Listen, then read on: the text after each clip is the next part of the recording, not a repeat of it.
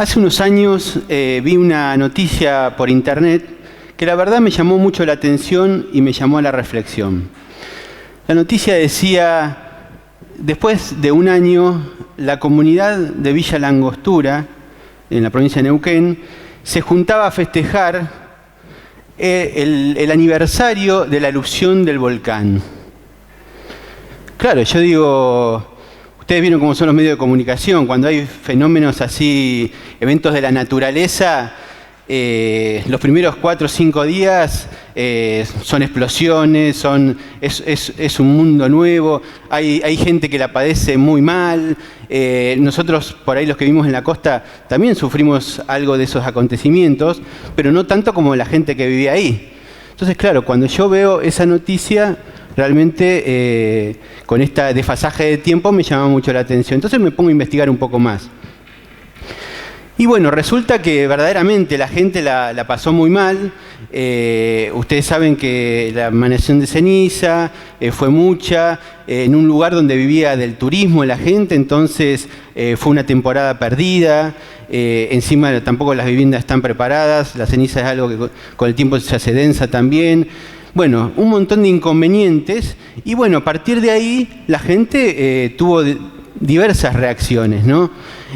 Hubo gente que la verdad que la primera temporada mala, y bueno, decidió agarrar sus cosas, irse a la casa de un familiar o mudarse, ¿sí?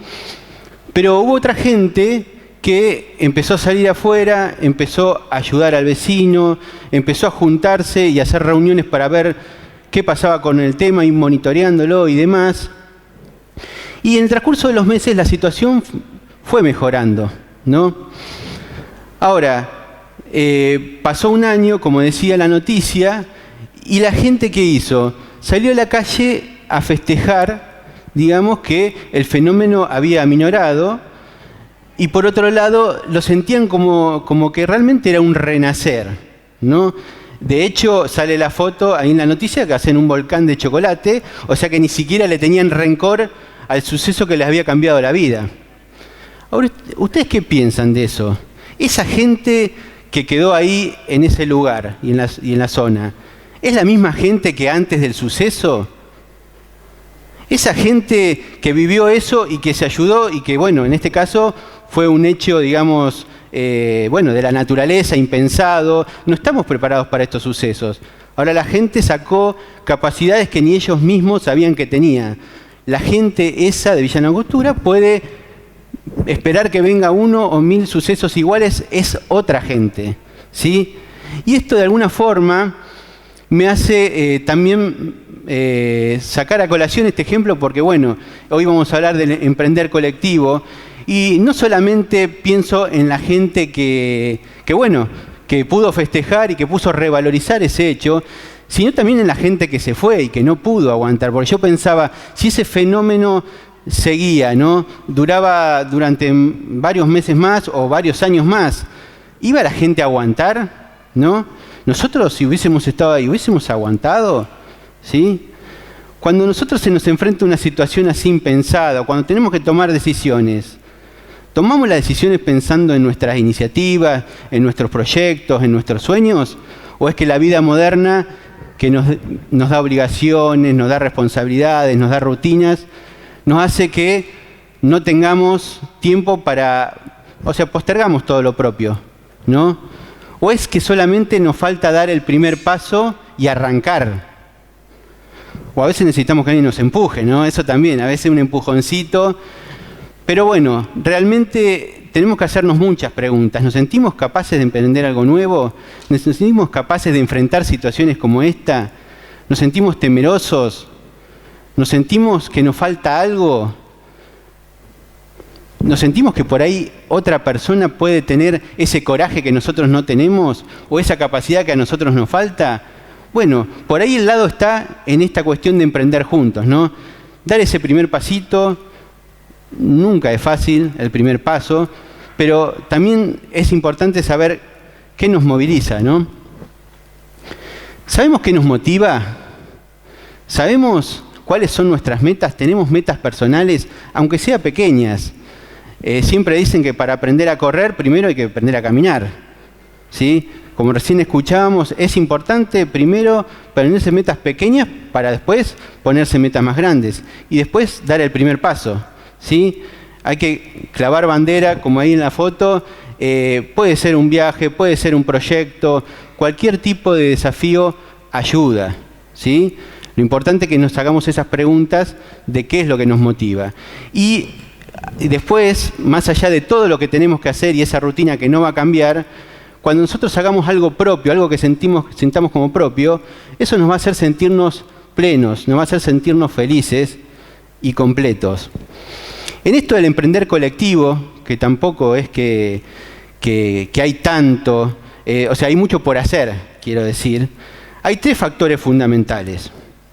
El primer factor, como les decía, tenemos que conocernos a nosotros mismos y conocer también a nuestros semejantes. Conocer a quienes tenemos al lado, saber qué capacidades tienen, que nos enseñen por ahí, porque nosotros estamos acostumbrados a juntarnos con los que nos llevamos bien, con los que conocemos, pero tenemos que juntarnos también con los que no conocemos, tenemos que juntarnos con los que tenemos diferencias.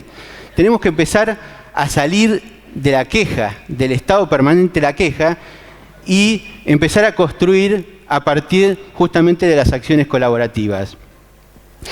Es importante y no siempre, digamos, los problemas son los que conllevan juntarnos para hacer juntos, pero hay un caso que siempre me viene a la mente, que es el movimiento de los indignados en Europa, ¿no? Que más allá de ser un movimiento que surge a partir de un montón de situaciones problema, también es una acción propositiva y que propone cambios, ¿sí? Algo mucho más chico nosotros lo podemos hacer en nuestro barrio, en nuestra comunidad. Me parece que hay un montón de formas. La segunda cuestión es la cuestión educativa, o sea, cómo formamos a gente que salga del pensamiento individualista, que salga de que es mi idea, me la aferro y no se la muestro a nadie, sino promocionar esto de hacer juntos, ¿sí? Someter la idea a la crítica, al debate, al juicio sano y digamos, constructivo, y justamente construir juntos. Recuerden eso que dice que los talentos ganan partidos, pero los equipos ganan campeonatos, ¿no? Y bueno, esperemos que ganen los Pumas este domingo también. Realmente esto es importante y no es tan visible, todavía nos falta mucho avanzar, trabajar lo que es innovación abierta, trabajar lo que es los espacios colaborativos. Hoy por hoy hay muchos desarrollos, sobre todo en los países del primer mundo, y acá recién estamos empezando. El tercer factor importante es el tema de cómo se trabaja desde las organizaciones, ¿sí? Porque sí, en las lecturas, en los libros vemos las estructuras horizontales, vemos el trabajo en equipo, pero ¿cuánto se da de eso en la práctica? Tenemos que hacer mucho para que haya más participación, para que se premie justamente la colaboración, el trabajo en equipo. Y en ese sentido, por ahí hay muchas cuestiones de ayuda mutua y de colaboración y de cooperativismo que también la economía social tiene mucho para enseñarnos. Esto es importante. Aprender colectivamente humaniza, ¿no? ¿Por qué? Porque nos vinculamos con el resto de la sociedad, no estamos solos, ¿sí? Pero además generamos redes y generamos, en muchos casos, una visión transformadora, como pasó en el caso de Villa La Angostura. Por ahí nosotros podemos transformar ámbitos más pequeños, pero los vamos a transformar, de eso se los aseguro. Yo soy licenciado en Administración, tuve que leer durante muchos años al padre de la Administración considerado como es Peter Drucker. Él, unos años antes de morir, escribió un artículo que generó mucho revuelo. Él dijo que las empresas deben aprender mucho de las organizaciones sociales. Imagínense la cara de los empresarios que venían leyéndose todos los libros de management que había y que este señor les venga a decir eso. ¿Por qué decía esto? Porque justamente Drucker había hecho una investigación y había un montón de actitudes y un montón de estrategias vinculadas a las organizaciones de la sociedad civil que realmente eran efectivas, ¿no? Hablaba de la motivación de su gente, hablaba, por ejemplo, de la horizontalidad entre lo que eran los cuerpos de gobierno y los cuerpos más operativos. Hablaba de cómo se llevaba una estrategia a la acción, de la motivación en general de su gente. Bueno, o sea, tenía un montón de formas, digamos, en los cuales decía, bueno, ¿por qué en las empresas no se consigue y sí en este tipo de organizaciones? Como son las vueltas de la vida, ¿no? Luego de recibirme, unos años después, se me dio la posibilidad, entre tantas cosas que también hago, de trabajar en una organización de la sociedad civil. Y realmente ahí me di cuenta que es un espacio muy interesante para llevar a la acción muchas cuestiones que por ahí desde otros espacios no era tan fácil. Esa organización que trabaja en el ámbito de la economía social y trabaja con gente que por ahí no tiene trabajo, está subocupada o por ahí necesita un lugar de pertenencia, ¿no? Un lugar donde desarrollar también sus propios proyectos. Después de unos años la empiezo a coordinar y bueno, una de las primeras acciones que se nos dio, porque teníamos un lugar prestado, fue ¿por qué no construimos nuestro propio salón? Entonces armamos. Una de las ideas fue esa. Bueno, armemos una capacitación con un proyecto para poder construir nuestro propio salón, también para la comunidad, para dar capacitaciones, para generar proyectos y demás. Así que fue así que durante 6 meses armamos un proyecto donde jóvenes se capacitaran en lo que es el oficio de la construcción y a partir de ahí pudimos tener nuestro propio salón. Nos dimos cuenta de varias cosas. Primero es que, bueno, teníamos un salón, ¿no? Estaba muy bueno, teníamos un lugar donde podíamos hacer más cosas. Pero después, la gente había participado tan activamente desde el principio y se había consustanciado, se había comprometido tanto con la causa, que dijimos, vamos a hacer todo así. O sea, realmente es movilizador cuando la gente participa de las ideas desde el inicio y se compromete con las acciones, ¿sí? Salir del recibir y implicarla en el hacer desde el principio, aunque sea algo que después lo iba a recibir otro, ¿no? Esta cuestión nos hizo ser distintos como organización en esto, ¿no?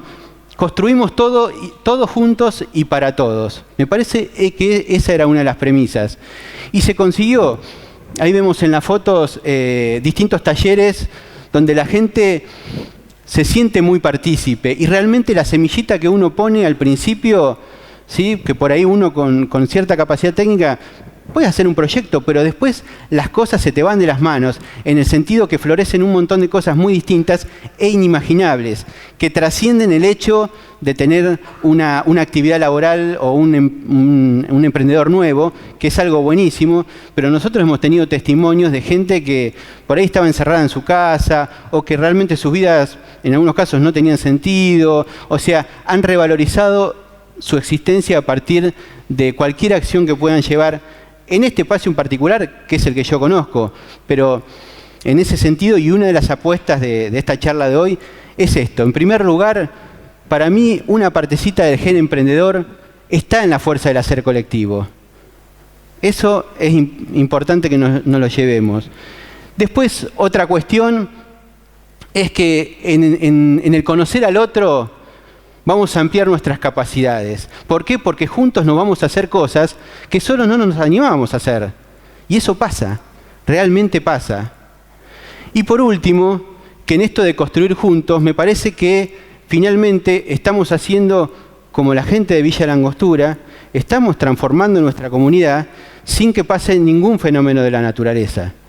Así que los animo a que transformen su comunidad con cualquiera de sus ideas. Muchas gracias.